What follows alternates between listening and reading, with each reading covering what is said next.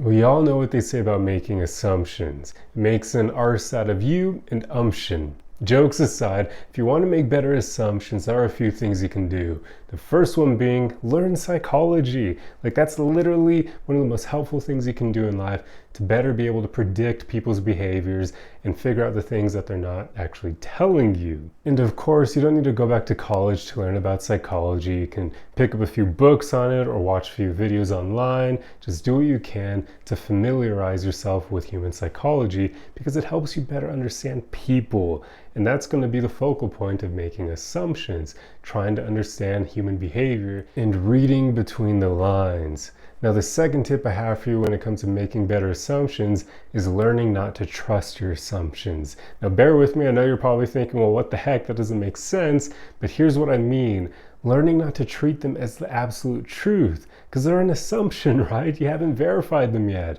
So you want to go out there and do just that. Work on verifying them, seeing if they actually are correct. I see way too many people nowadays online and even in person making assumptions and immediately believing them to be the truth because, we all tend to overestimate our ability to figure things out, and we also tend to overestimate our own intelligence. So we're going to believe that everything we think is the absolute truth. But that's just not the case. There are going to be plenty of times where we're absolutely wrong with our assumptions. So go out there and try to verify them. Find evidence to see if your assumptions are actually truthful. And if they're not, well, let them go and learn to be a bit more critical in the future. Don't immediately trust your assumptions until you can actually verify them. You can, of course, assume to some extent that you're on the right track, but again, do not believe that you're 100% right until you're able to actually find evidence to back it up. So that's how you can make better assumptions, learning psychology, and then just learning to only completely trust the assumption